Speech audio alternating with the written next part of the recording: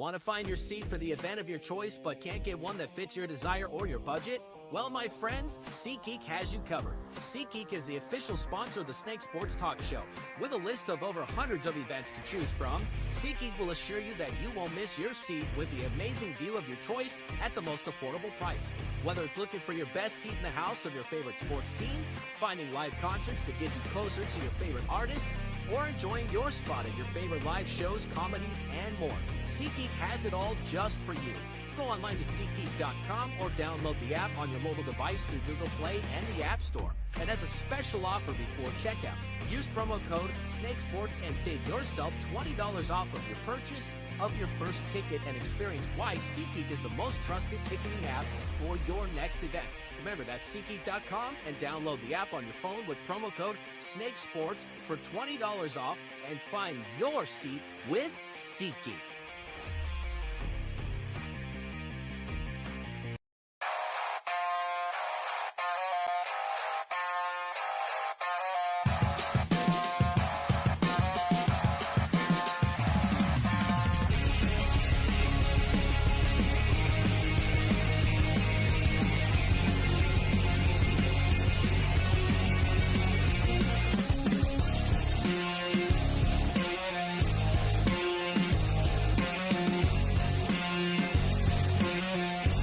And now, broadcasting live from Las Vegas, the Snake Sports Talk Show with Jake Silva starts now.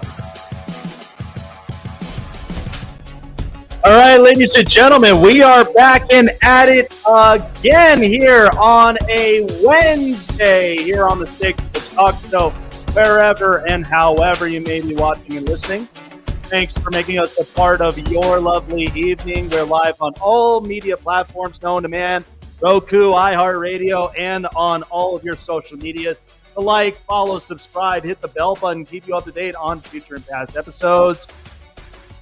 We've got a special guest with us here tonight. Jeff Garcia is going to be joining us. We're going to be talking about the San Antonio Spurs. A little basketball talk after we just got the championship for the Boston Celtics. Congrats to them. We talked about it last night. And we got a lot to talk about with hockey. Edmonton is not quite done yet. I'm super excited for Game 6. It'll be interesting for Friday night indeed. So let's talk about that. So the Edmonton Oilers won last night. And one of the big key takeaways is the question everybody's asking is, well, the Florida Panthers went on a 3-game run. Could this potentially be the collapse for the Florida Panthers? I'm not sure of it yet.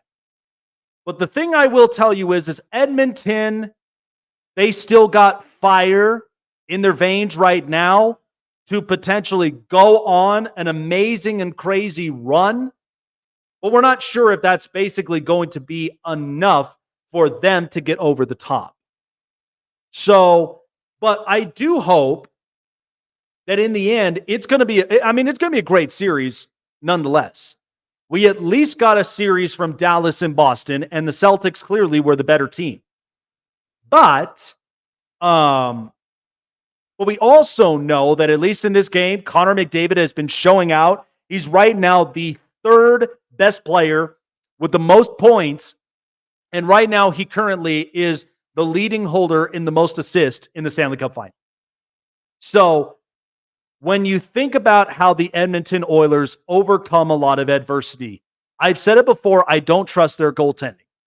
I think Stuart Skinner, he's a good kid, but do I think he's at the elite level like a Vasilevsky or a Sergei Bobrovsky or even, at a lot of these other goaltenders? Maybe not. But he is serviceable to keeping Edmonton in games.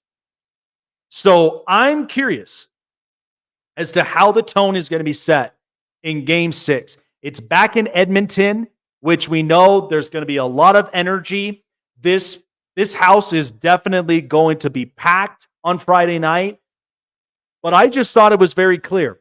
They did not give up on a lot of their opportunities. They were winning faceoffs. They were crashing into the net multiple times. By the way, when you watch that save from Matthew Tkachuk, that was very impressive. I couldn't even believe it, to say the least. So Matthew Tkachuk comes away with a save, but it was not enough. Where Connor McDavid, speedster on the ice, comes in, makes a lethal shot, and eventually wins the game. I mean, a 2-goal decider, that was what was the end of the story. And again, Florida and Paul Maurice, and I think the one thing that you saw, because I saw the clip of it, where the GM for the Florida Panthers was up there, obviously upset and angry, the fact that this game literally went this way, but it's very interesting. And again, I think it's been a great series all the way through and through. I've been very happy with the results in this game. So, but I think Friday night, when you're in Edmonton in game 6, you're down 3-2. It's a go either way type game. Hopefully, I mean, if it comes down to the point where Edmonton wins game 6, I'd be worried if I'm Florida. Paul Maurice, Matthew Tkachuk, Alexander Barkov, and all of these players that Florida has picked up, this would be a massive failure. You were in the Cup final last year with the run that the Vegas Golden Knights had.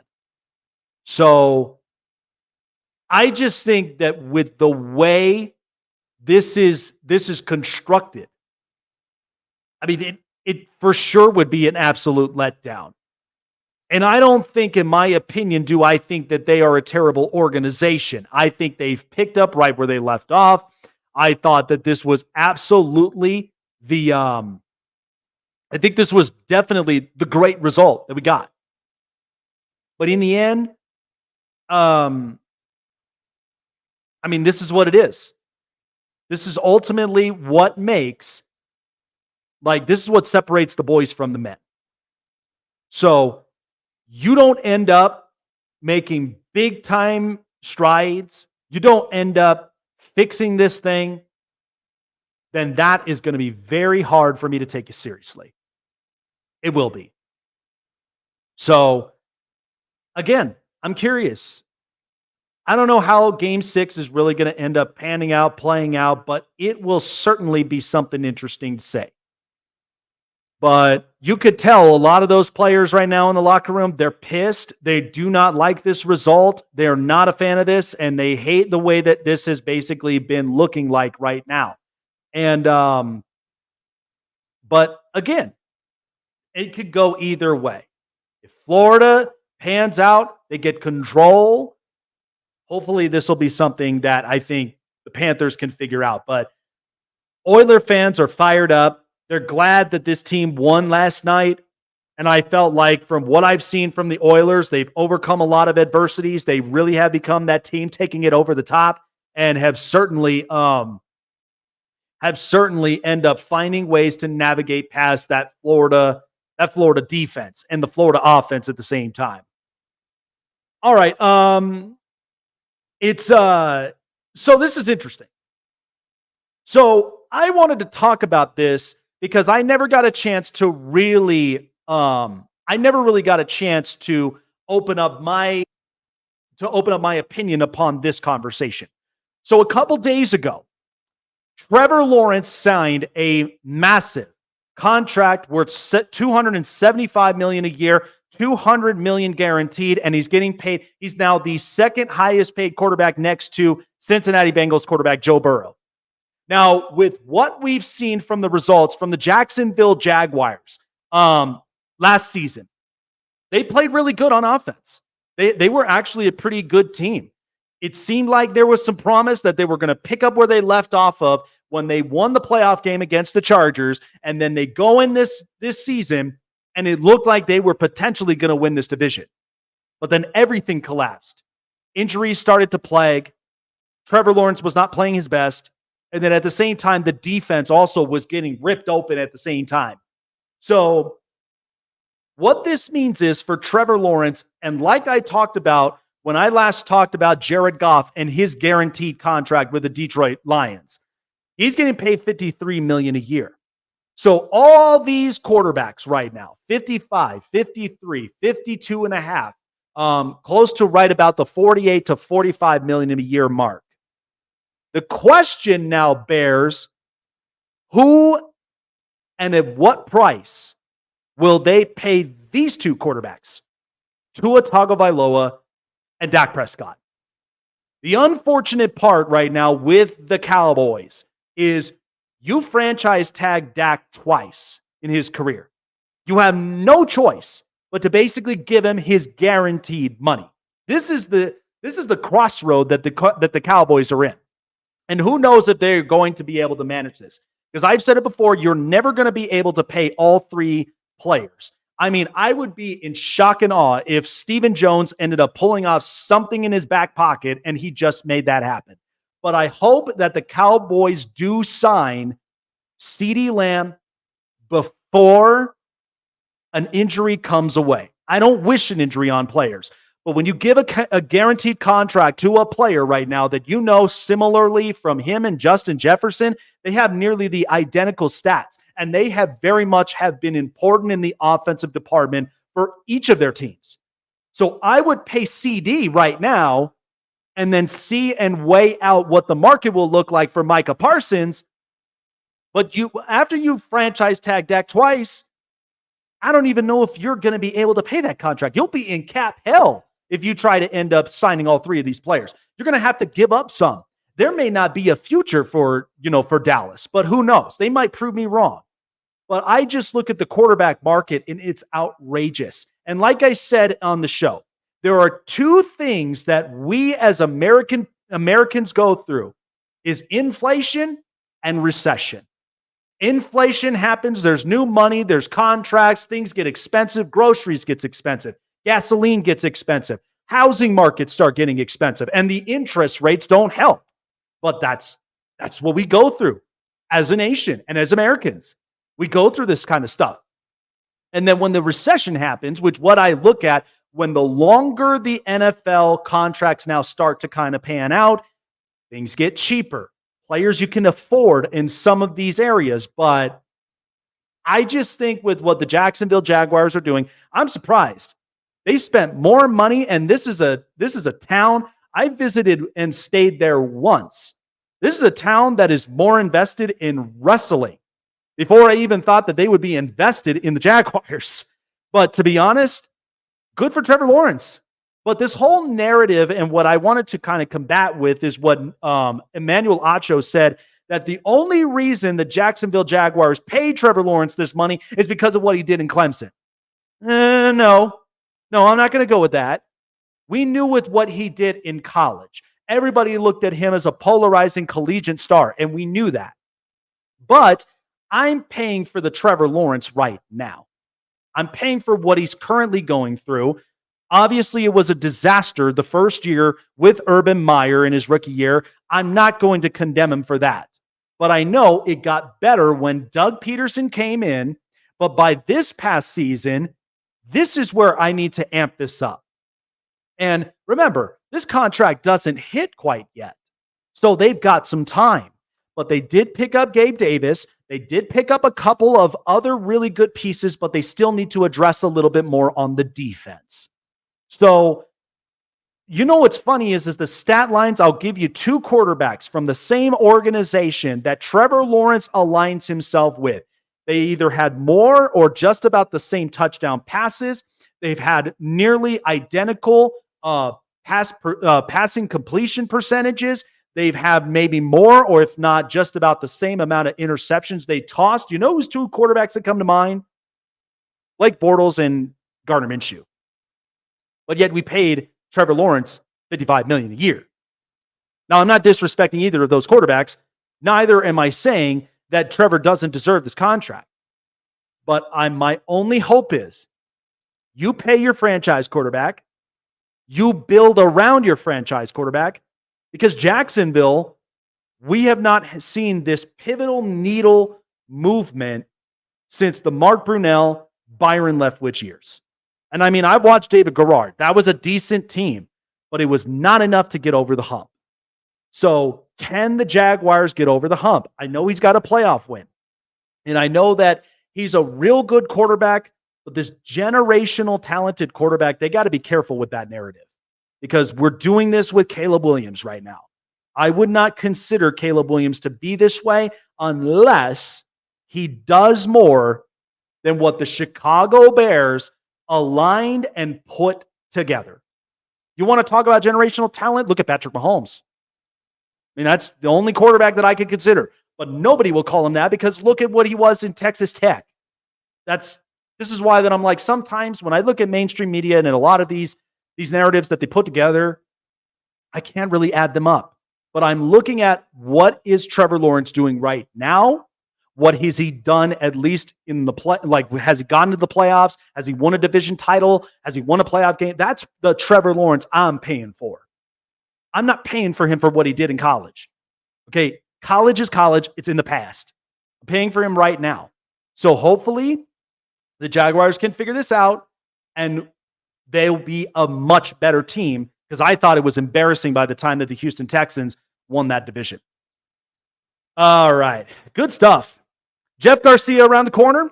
Got a lot to talk about. We're going to be talking about the Spurs, talking about Wemby. I'm excited for what the future is going to build around with the Spurs. But there's a lot of talks. NBA draft, offseason. Can't wait to dig into that. We'll take a quick break up on it, but around the corner, Jeff Garcia is going to be joining us here on the show. All right, folks. Well, like I said, just because the NBA season, we're already going into the offseason as it is right now, doesn't mean that we do not have the lines, the sports betting lines for you guys for Stanley Cup Finals, for Major League Baseball action. And we've also got soccer around the corner as well. It's a big, big tournament matchup as well. Don't miss out on that. BetUS has you covered on it because BetUS, they've got the best sporting books that they've been doing for over 30 years.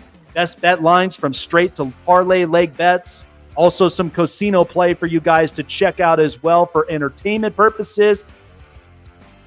Any of you that would like to check out what BetUS has to offer for you, go online to betus.com. Gambling problem, call your number in your state immediately. Do not gamble rationally. Do not gamble irrationally. Smart gambling, gamble responsibly. But check out BetUS for yourself for all the best sports books lines that BetUS has for you to offer. BetUS, where the game begins.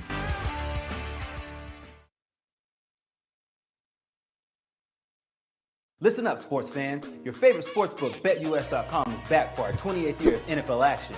With the industry's biggest sign-up bonus of up to 200%, BetUS offers our members the opportunity to cash in on all your favorite sports, including NFL, NBA, MLB, and more. We've also got hundreds of new casino games, including the coolest new European slots, and our live dealers are waiting for you at the table. Sign up at BetUS.com today to get into the action. BetUS, where the game begins.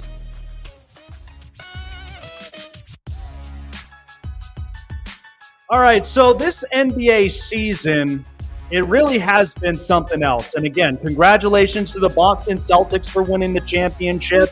But right now, we are noticing at least a trend of draft and development. And again, I thought this year, we knew with what we got with Victor Wembanyama. And I think the kid is absolutely tremendous. I think if you add up a few pounds for him, especially with the way that the NBA is trending with physical play and at the same time, a lot of the bigs are getting involved. It's old school basketball coming back into the mix and a lot more of it from here. But to join us and talking more about that with the San Antonio Spurs and what the outlook we're going to get from the organization, Jeff Garcia joining us.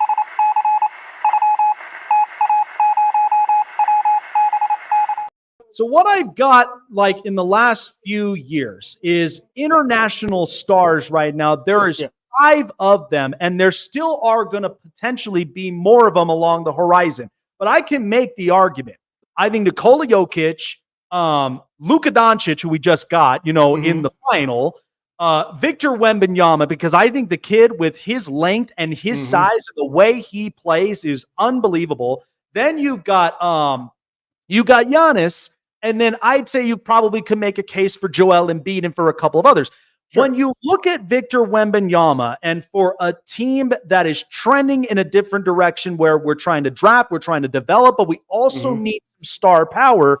I mean, how did you kind of outlook this? Because I just think Victor Wembanyama, with what I see him play, with the length he is, this kid's got an absolute bright future among the horizon for him.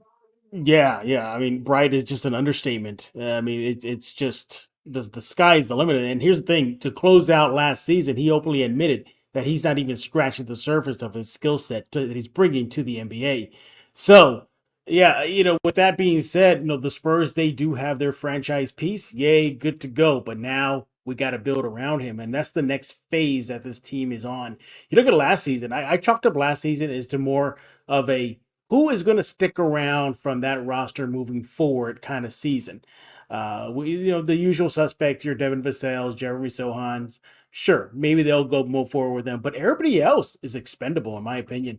I think if they're going to want to speed up this rebuild, if they want to, then they may have to cut ties with some players on the current roster. But here's the thing. From players to Jeremy Sohan, who openly said during an interview with a Spanish outlet this offseason that they're going to take their time, to GM Brian Wright saying they're not going to skip steps, to Popovich, to Buford, the list goes on and on. They're going to be looking at this rebuild as a slow cook. Mm-hmm. Wemby's on board, but how much longer could he take knowing that, we got a year or two as a rebuild, and then when they finally get going, he's up for a contract extension. So you gotta play both sides. The good news is that the Spurs, if they want to, they can speed this up with the treasure trove of assets they have. I mean, it is just ridiculous. I mean, they might be running the draft for the next few years at this point. Them in OKC, first rounders, second rounders, unprotected picks, the financial cap space they have, and yes, players on the current roster that are flippable with very good contracts, from Keldon Johnson to Jeremy Sohan. The list goes on and on. But yeah, with 4 and 8 picks coming up next week, it's going to be interesting to see. But if you read the tea leaves from who or what the type of player the Spurs are working out, they're looking at guards. Thank goodness, because that is the biggest need this team has right now, is just guard play. No knock on Trey Jones. I'm a big fan of Trey Jones. I think the kid is phenomenal. But they need more help there. They need consistent shooting. They need a point guard. They need veteran presence. In essence, their rebuild is still going on, and it's going to be a while before they get out. So I'm glad you kind of hit the nail on the head on this one, because that was going to be the next thing transitioning to, is because there have been a lot of talks about, potential guards, guys that could potentially be either via, free agent market, or maybe potentially, a trade is in place. I've heard a lot of names being thrown out there, from Trae Young to multiple others. Is there a name that right now is getting thrown out there from the Spurs that you're hearing right now that could potentially be something happening that could come into San Antonio and really help in the offensive department? Yeah, it would.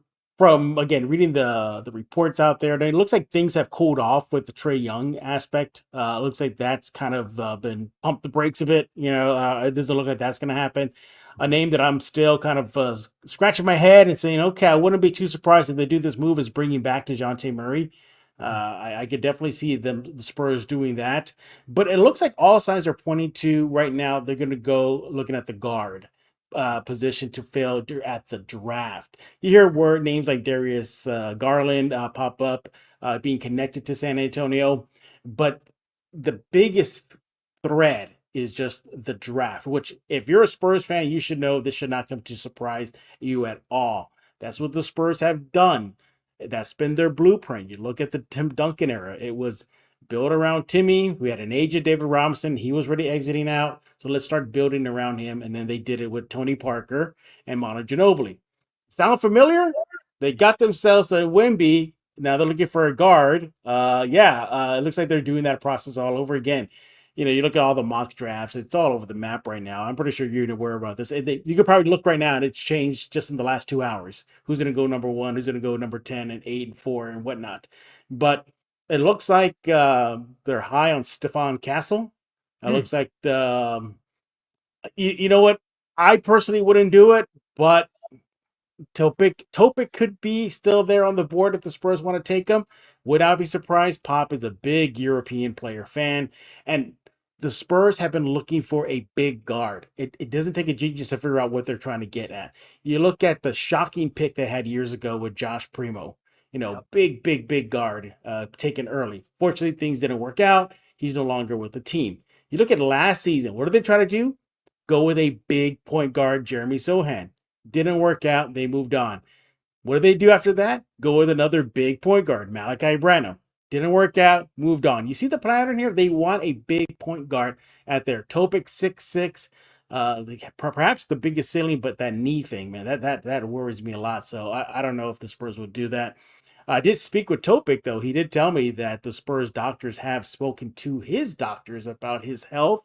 So if you want to take that, there's that.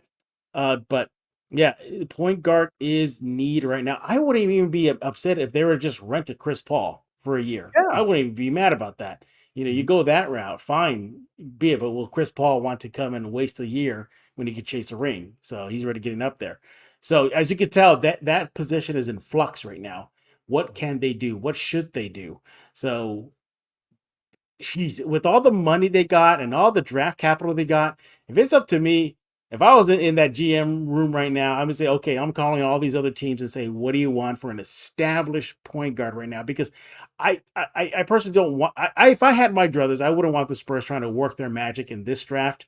I'd rather work their magic a next draft and next year's free agency crop. I say, hold the fort, just pick number 4 and 8, move on. And then we'll worry about that bridge in 2025 when we get there. But if they want to speed this up, they can do it. And that's what's frustrating with a lot of Spurs fans is that they see it. They see what they have, the cap space, the picks, the players, Wemby. Let's get this going. The Spurs have not been in the playoffs in, 6 years already? Already 6 years. They have not been there. And the last time they were close to that was the play-in tournament when it was just in its inception. So... Yeah, they got to get this thing going. Wemby does repeat a lot that he wants to start winning. So I don't know if that'll light a fire on the team, and I'm pretty sure it will. With Wemby wants, Wemby will get.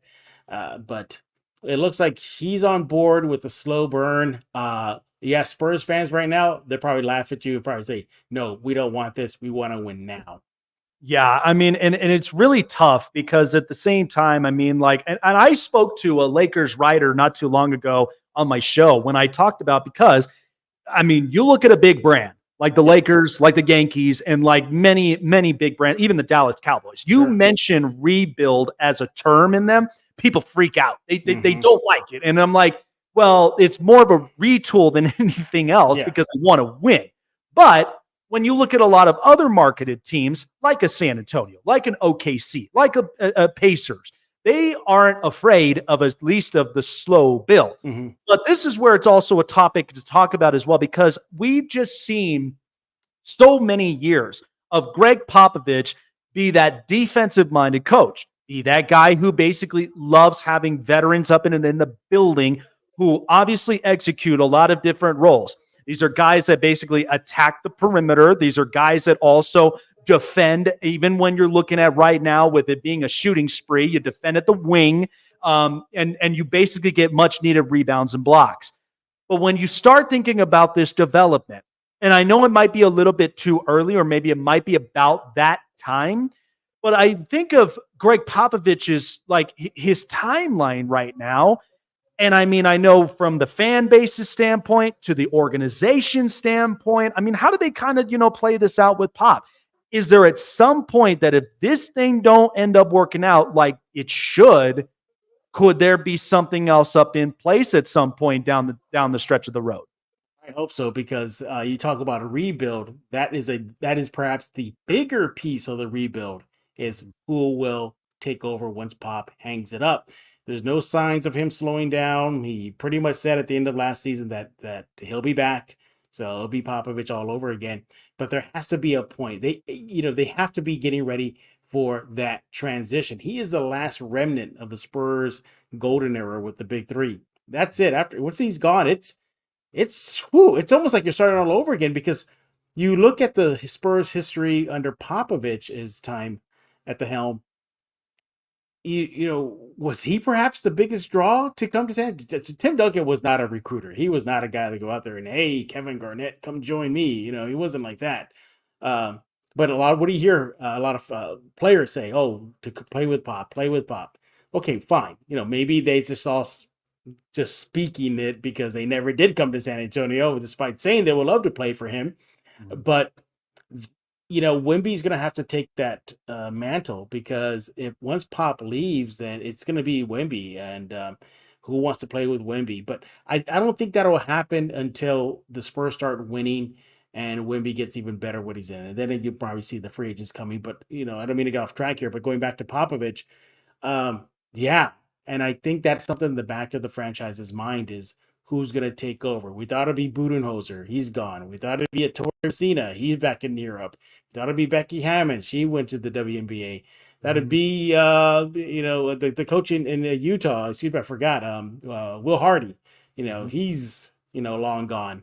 So that's a lot of talent that's gone out the door because Pop is there. Can you imagine one of those any of those coaches already coming along now and growing with Wemby, developing with him?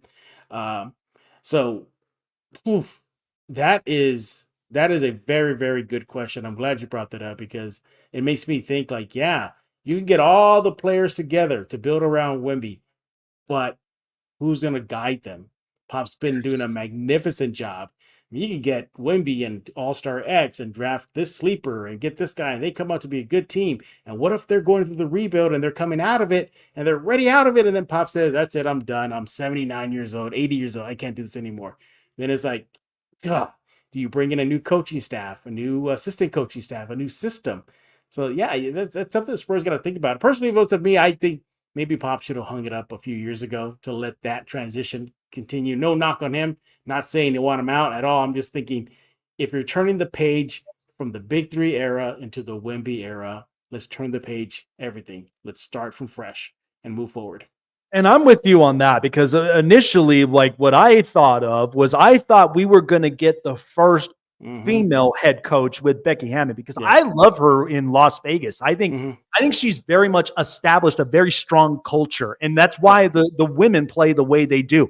And I've talked about it with, and we'll talk about this down the stretch, but I just think when you look at this with the golden age right now in the WNBA and what they're doing right now, I just think it's been great for women in sports, and that's where I thought this was what it was transitioning to.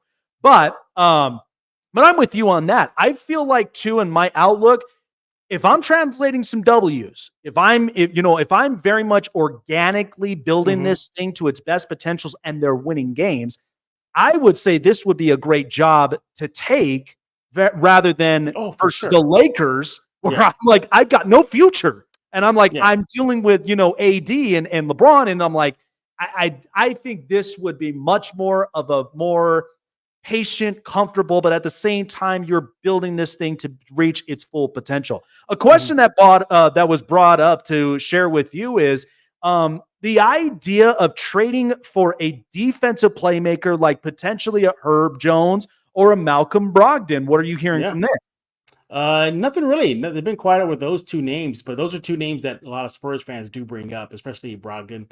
Again, veteran defender. And can play some offense. A good, solid two-way guy. Fits seamlessly into San Antonio, I think, in my opinion, and will just bring a steady force. Because you saw this last year several times. There were times, look, to the Spurs' credit, they closed out the season pretty well. I mean, really, really strong. I spoke to Trey Jones at the end of the season, and he told me that he felt that the team gave the fans a glimpse of what could have been. And if that's what a glimpse, and like, whoa, wow, if things had come together sooner, maybe this team doesn't win just 22 wins on the season. But you saw late in the game sometimes the Spurs giving some of the heavy hitters in the NBA all their major run. I think they took to New York overtime. They gave Philadelphia fits. They gave double overtime games against some of the best teams in the NBA. But they fell apart at the end because of the youth and the inexperience. And sure, you could say, lesson learned. You took your lumps. You carry that with you moving forward. But if you had a steady force, a veteran presence, maybe that doesn't happen. And so it's clear that this team also needs a veteran presence. I don't care if it's from the point guard spot, forward spot. You need somebody that's vocal, that's going to show these guys, like a Chris Paul, just for an example.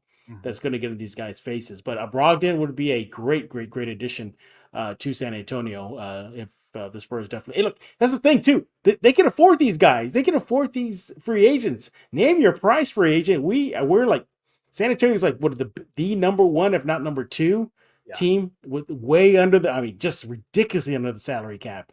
So, yeah, I mean, again, see, maybe that's why I shouldn't be in the GM room because I'd be okay. Let's just trade everybody. Let's bring in all this in because, I want to start getting this team going. I want Wemby to get going.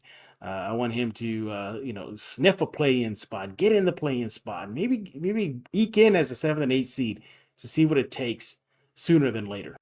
I'm glad that you brought it up because, to me, in my show, I've had a couple people who have covered a lot of the low market, mid market teams, Yeah. and we've explained about that. And I'd like your opinion on this.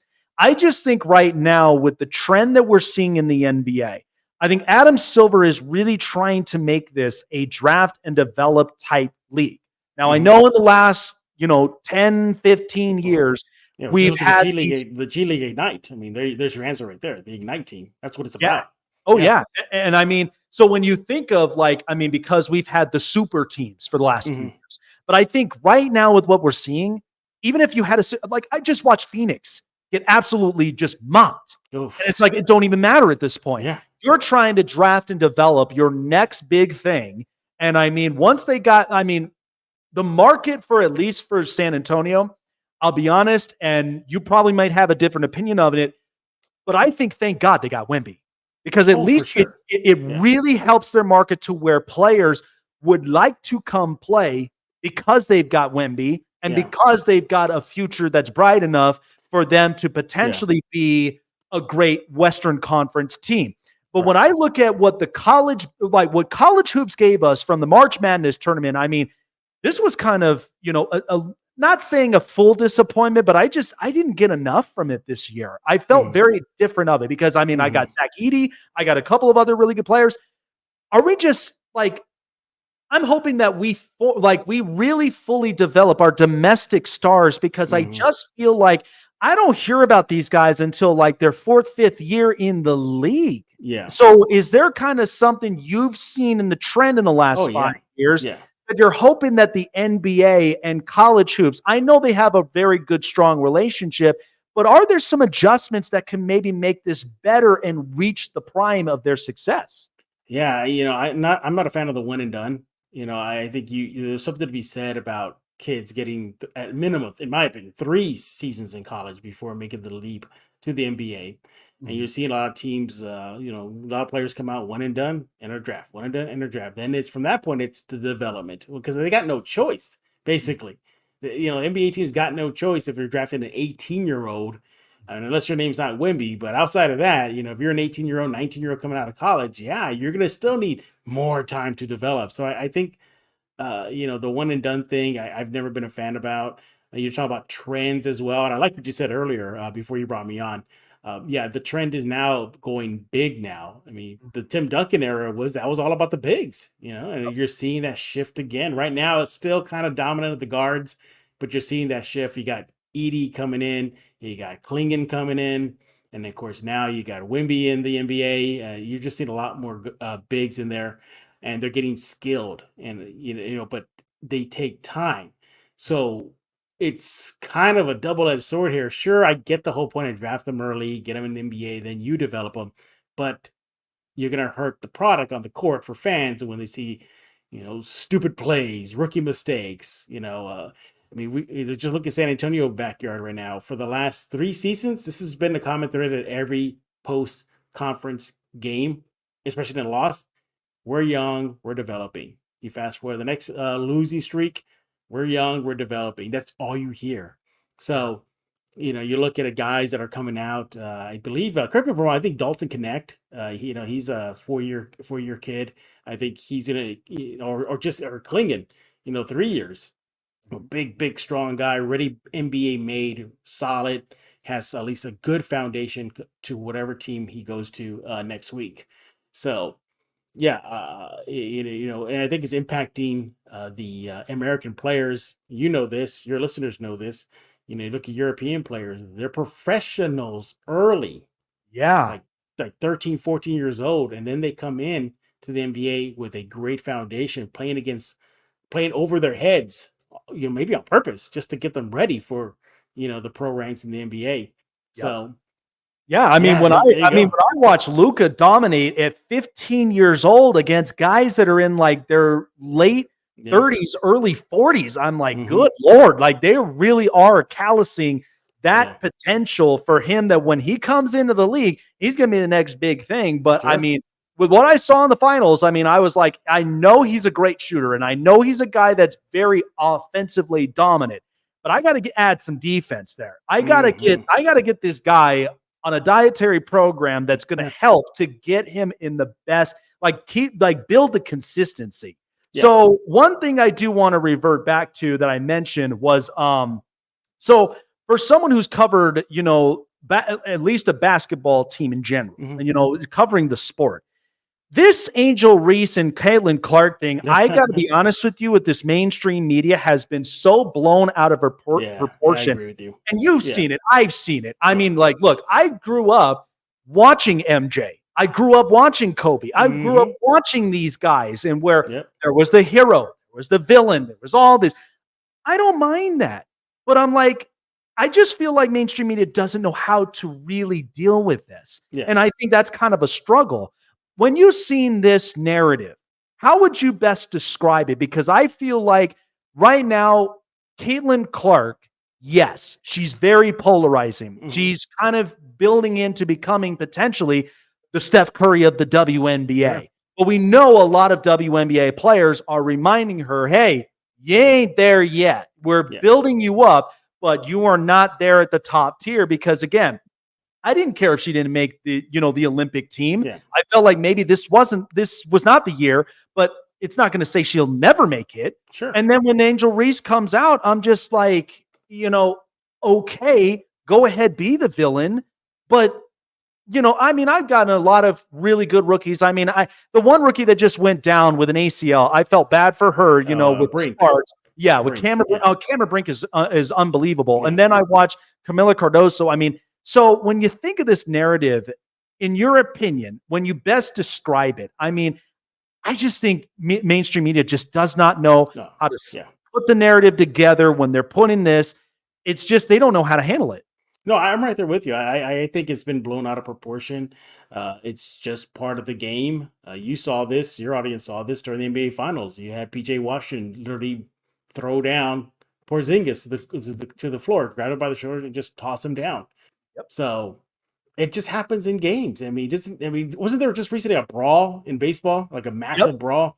Yep. Things like this just happen, and I think the best way mainstream sports should have handled it, and literally, I think it would have been to their credit, is this just another day in the office? Yeah. Like, no joke. If they just handled it like that, it Mhm. wouldn't have become what it is now. Right. It just would have been part of the sports scene, and that's it. I mean, look, PJ Washington throws Porzingis on the court. That wasn't blown out. They're not still talking about it. You fast forward to today, they're still talking about the whole dust up that Clark got into recently. So I might just leave it alone. Sure, highlight it. I get it. Get your clicks, get your views. Okay, but you got to move on eventually and just push forward. And I actually think the women of the sport probably would have appreciated it more if mainstream sports media treated it just like another day at the office. I really believe that. Oh yeah, absolutely. Because it's just like, I mean, it's no different. I mean, the fact that like, look, you got a good defense on me, or you're there to kind of rough up. Okay, we'll play that basketball. But I just love the fact that Caitlin Clark is handling it the best way possible. Like she's saying all the right things. I mean, she grew up in a household with two brothers, so she's aware of this. She's built for this. But like I said, I just think that the build, it's cooking, it's getting better. But this is the golden age of the WNBA because I mean, like I said, as one who's come from a Spurs organization with Becky Hammond, she knows how to set the tone with her ladies. She knows how to set the tone in the culture in Vegas. I mean, like it's no different. That's why I'm like, it's interesting to say at the least. But finally, before letting you go, yes, sir. I think, I mean, I just felt like with what we got in the finals is we had a team that was ready to win, that was built to win. I looked at from the finals, like from previously against the Golden State Warriors, I felt like when Robert Williams went down, they did not have a big that was there to give them the rebounds and the blocks and stops. And I felt like that was where they really got exposed. This year, I had Porzingis, I had Al Horford, who gave me veteran presence, Oh, yes. and another big that really happened. And then at the same time, I mean, I just drove by down the street, Denver's own Derek White, who was very much an X factor. Oh, yeah. So I just feel like with the finals, I'm glad that Dallas got a game, because we wouldn't have gone through all that throughout the playoffs if we didn't get just one game in the final there that would have made a series. So when you look at this, the Eastern Conference, I feel like there's 3 to 4 teams that are building up to where the conference will be different. But the Western Conference, as someone covers it, I mean, this is kind of a Norm Another Day in the Office. Offensive, physical, and I think at the same time, Minnesota's building something special.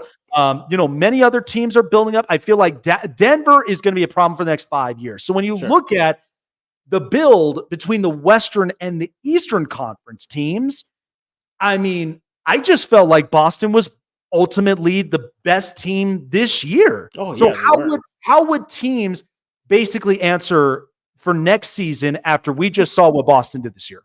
Well, I mean, you saw, if you just take in the Boston blueprint, then you would hope to duplicate that. But still, there's still that magic in Boston right now. And I think the magic began with Missoula. I really believe that. Missoula was the key. And I'm sure Tatum has to do this thing, Porzingis, Brown, all those players. But Missoula really kept it. So you got to have good young head coaching on that sideline. And he did a bang-up job. Look, what Boston had this past season, wasn't overnight. They had many failures on the way to reaching the pinnacle of the NBA. So let's keep that in mind. I mean, they lost to the Warriors, and I mean, that was a series they should have won, but they lost. So, and then of course the Philadelphia series, a year in between, they lost that too. So at the same time, you got to keep that in mind, that it didn't happen overnight. You keep cooking, but you're talking about up and coming teams. I mean, in the West especially. I mean, I think we're sleeping on Houston a bit. Houston with Ime Udoka there, they have another high draft pick this year. Sengun had a coming out party. Their young players are coming together. They're starting to buy into defense. They were knocking on the play indoor before they got shut. So that Houston's the other team to keep an eye on. You got John Morant coming back from Memphis. The Spurs still not there yet. Sure. I mean, look, the bar set low, 22 wins. They win 29 next year. Woohoo! Successful season. They up the ante there. But you got to look at that, and if you're a West team, man, it's just a gauntlet. I mean, Boston maybe give them the Indiana series that really gave them fits. I think Indiana took them to 6 or 7. Yeah, they took them to about 6, 7. Yeah, and the transition of that team. Oh man, I'm like, if they could just get. And just earlier, I just got the report that Pascal Siakam is ready to sign a 4-year, $189.5 million contract extension. So I'm like, damn, a young team, and you got a veteran right there. I think if you add in one more piece, Pacers are going to be a team that's going to be a problem there. Yeah, Indiana's going to be a problem too. Philadelphia, as long as Embiid's there, they're going to be a problem in the regular season. We'll see how they do in the postseason. Yes, but in the regular season, they're a problem. Orlando is another up and coming team. Yes, you're forgetting about Orlando. So you're starting to see the East perhaps get a little bit more stacked to maybe challenge a Boston and their thing. But I mean, you look at the metrics.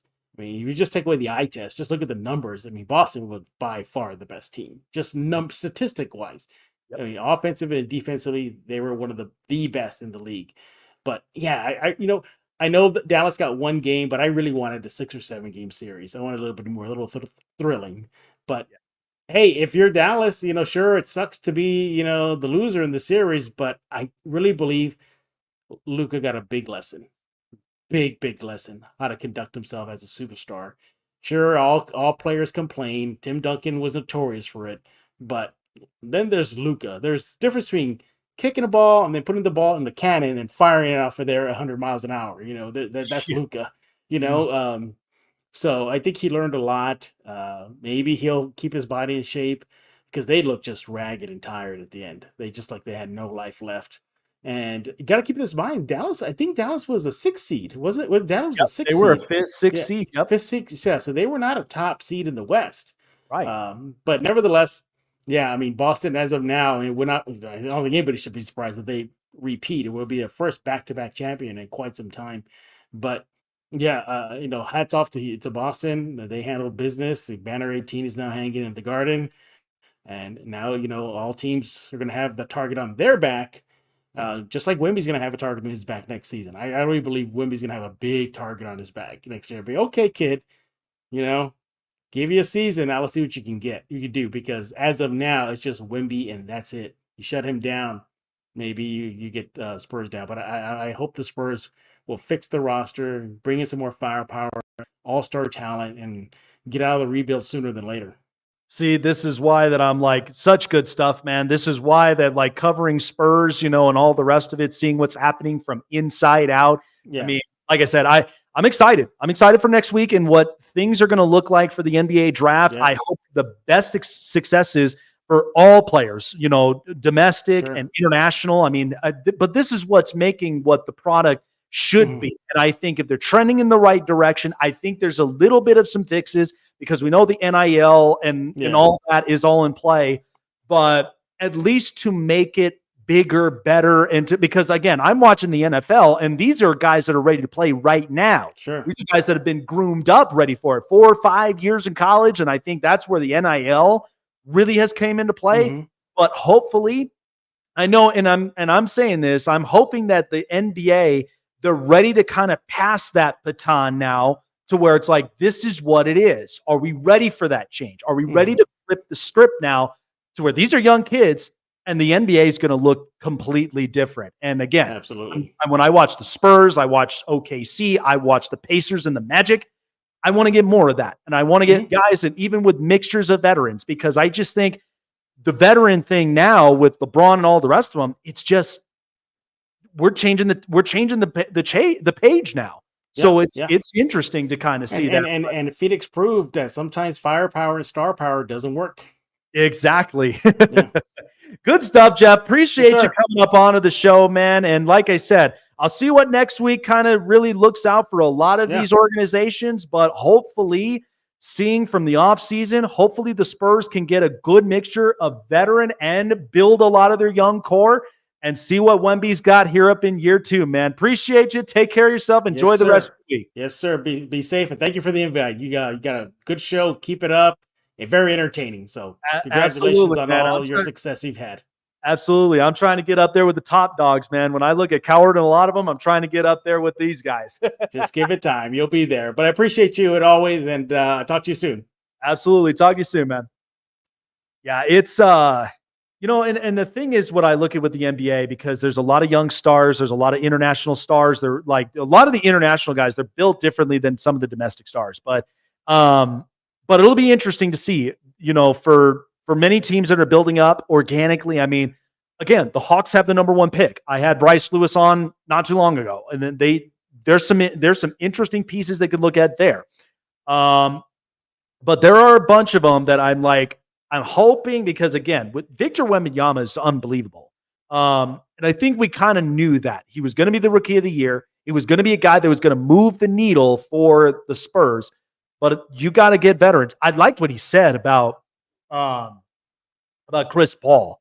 I felt like that if you get somebody like that, and I know Paul wants to be able to win a championship, but I think if you get somebody to an experienced caliber like that, who's vocal, who could build these young guys and bring in a couple mixtures, maybe a Malcolm Brogdon would be great. But I think this next season is going to be really, really interesting. It may not be a most dominant draft like what we're getting in the NFL this year, but it should be a pretty interesting season nonetheless next year, and especially with what we got from the Boston Celtics. Quick break.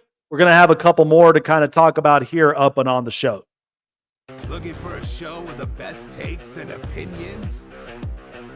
Want a show with the best coverage around the world of sports? Jam-packed with an all-star interview lineup? Then the best place to find it all, sports and entertainment, is right here. Join Jake Silva on the Snake Sports Talk Show, presented by SeatGeek and BetUS. Weeknights at 8 p.m. Eastern, 5 Pacific on Sports Wave Network.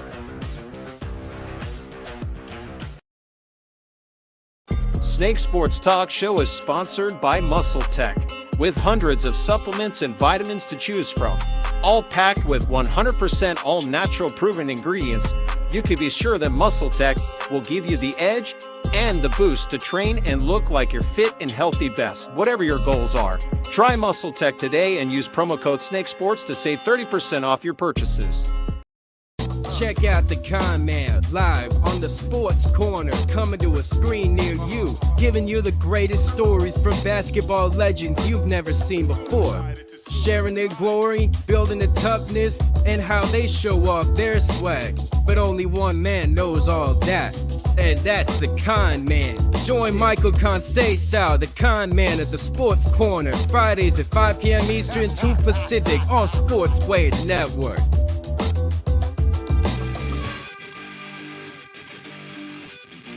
Yeah, so one thing that I definitely wanted to talk about before we end up ending the show here on a great note. Shout out to Jeff Garcia. Great stuff for the San Antonio Spurs. So the Trevor Lawrence contract thing, and I know I spoke about it briefly before bringing on our guest, but those are two quarterbacks that I'm looking at right now with this market is Dak and Tua. The difference of it is because Dak franchise tagged twice. You got to give him a guaranteed contract at the end of the day, whether Dallas does pay it or he signs on with a different organization. But it's going to be really, really hard with Dak, considering the fact that Dak was a fourth-round quarterback and Tua was a first-round. I think initially with what the Dolphins are maybe potentially doing, and again, I'm not opposed if Miami signs Tua. I'm not opposed to that. I just think with what I've seen, I saw the pre-Mike McDaniel Tua, and then I've got the Tua now with Mike McDaniel. And it's hard to add it up because Tua had been benched 5 times under Brian Flores. And Brian Flores didn't want Tua initially at the time, which was what was very, I would consider not luck, but it was just an opportunity that was missed. Once they passed on Justin Herbert and then he goes to pick number 6 to the Chargers, then that's where a lot of things really started to kind of pan out. Now, I know Justin Herbert right now with what he's getting with Jim Harbaugh as a veteran coach, you're going to see this team ultimately make the playoffs at some point, whether it is this year, next year, whatever. They have a bright future with this. And eventually, Justin Herbert, for most people, you will get the playoff wins. You will. Many people, I know there's half of them that are patient, there's half of them that are impatient. But I just feel like sometimes it just depends on your ownership and your product. Because if your ownership, if it does not end up translating to where it does, like I look at Carolina, I look at multiple other organizations who feel like this.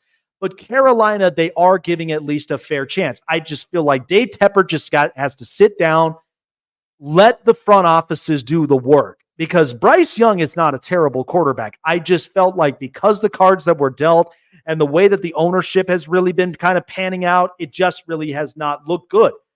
But to the Tua, contract negotiating, I just feel like if you give this puppy 5-6 weeks, and let's say Tua is dominant, then maybe you do come into a situation where you've already paid Tyreek, you've already paid Jalen Waddle, you've already paid a couple of players, but you're trying to figure out your quarterback situation because, look, the months of September, October, mid-November, it's fun football. You are figuring out with what you've got on your roster, and you're also answering your questions as far as contract negotiations.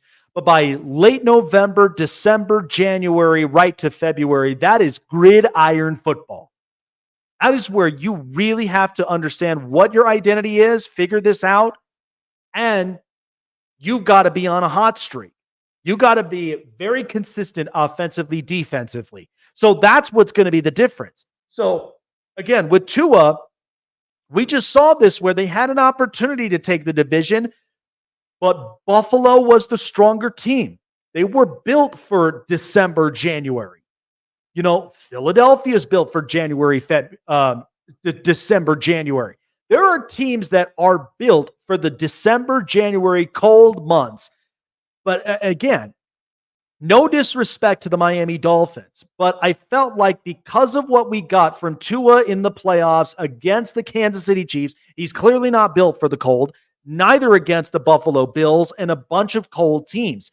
And I feel like Miami is that summer vacation, girlfriend that you basically have where you're out on the beach. It's fun. You're driving fast, like you're driving in 75 in a Lambo or whatever in beautiful beach weather. And then by the time you're in the cold, that Lambo is not reliable.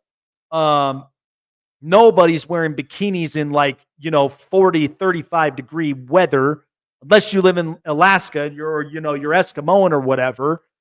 And you're not going to tell this girl that you're moving to a Montana or an Idaho or even where I live in Denver, Colorado in the cold where you got the snow. She's going to tell you to kick rocks. She loves beach weather all day. So that's where I feel like Miami is just seasonal. But again, with the contract situation with Tua, you just have to be clear about it. Are you okay that if you gave Tua a contract, are you okay that if the fact is it's going to work one of two routes? Either Tua will be a much bigger, better quarterback than what we got initially in the last few years, or this is who Tua is. Tua doesn't like to make mistakes. Tua is also a kind that we know hard amount of success as a left-hander. We've never seen many left-handers since Ken Stabler, Boomer Esiason, Mark Brunell, Michael Vick. Multiple left-handed quarterbacks have a lot of success. It's majority righties. So could he be the best version of himself? Or is this kind of the ceiling with where Tua is? And then you have to ask yourself, is that going to be enough to not only make the playoffs, but win playoff series? Win playoff games. Because if not, where do you draw the line? How do you really explain this? Because we've seen this with Kansas City. We've seen this with multiple other teams that have moved on from those quarterbacks, and they got a quarterback that either is generational talent or is good enough that helped to give them over the hump and win playoff games and eventually win a Super Bowl. So you got to be honest with yourself if you're Miami. But I'm not opposed to them signing Tua. I'm not. You signed Tua, good, great. You got your quarterback. You got your franchise quarterback. I'm not opposed to that. But also, I'm not closing the door on another possibility if that is the case. It's however, it's however Chris Grier approaches this as the GM. Then when you look at Dak has won many games against sub-500 teams. He's an unbelievable quarterback against sub-500 teams, but when he plays 500 and above teams, not the same quarterback. Not winning you playoff games. Sure, the IQ, the podium, and the rest of it, it's cute, it's great and all. He says all the right things, but even he has a ceiling. Where do you go from here with Dak? And I just think with the way Dallas has kind of managed a lot of this stuff, this is why I've always preached for, they need outside eyes. They need guys that are looking at what is the market right now. Where's a lot of the generational talent right now? Are there guys that we need to address defensively? I'm glad they picked up offensive line, because if this is kind of where you're drawing the line with Dak, beef up your offensive line. Get a number 2 receiver. Help out your defense after you got gutted this past season, but maybe there's still a couple of really good defensive players that'll play well. But I don't know. I just hope that they sign CeeDee Lamb quickly before an injury occurs, because they are a CeeDee Lamb injury away from this thing just really looking bad. And if you don't have a number 2 receiver to, at the very least, make this make sense, it makes it a lot harder on you. I don't know what you do from here, how this really translates, but hopefully they should, and hopefully they will be able to figure this out. All right, guys, that's going to do it here for me here on the show. Shout out to Jeff Garcia coming up to the show with us, talking Victor Wembanyama and the Spurs and basketball. Absolutely loved everything that he provides. Man, great shows these last couple of weeks. Been very happy with a lot of these interviews that we've had. No show tomorrow, but there will be one on Friday. So we've got a couple of really good guests that are going to be coming on with us here up on Friday. So we have more here up on the show. Show sponsored by BetUS. Join BetUS today, $50 or more in your deposit, 200% bonuses with 30 risk-free bets, and also on SeatGeek, $20 off when you use promo code SNAKESPORTS for your first purchase of your first ticket, wherever it may be, sporting event, concert with your favorite artist, or wherever. Get the best seat at the most affordable price when using SeatGeek.com, and also on your mobile device, your Google Play in the App Store. Thanks to Snake Silva signing off here for you guys, and we'll see you Friday here on the next edition of the Snake Sports Talk Show. See you later, guys.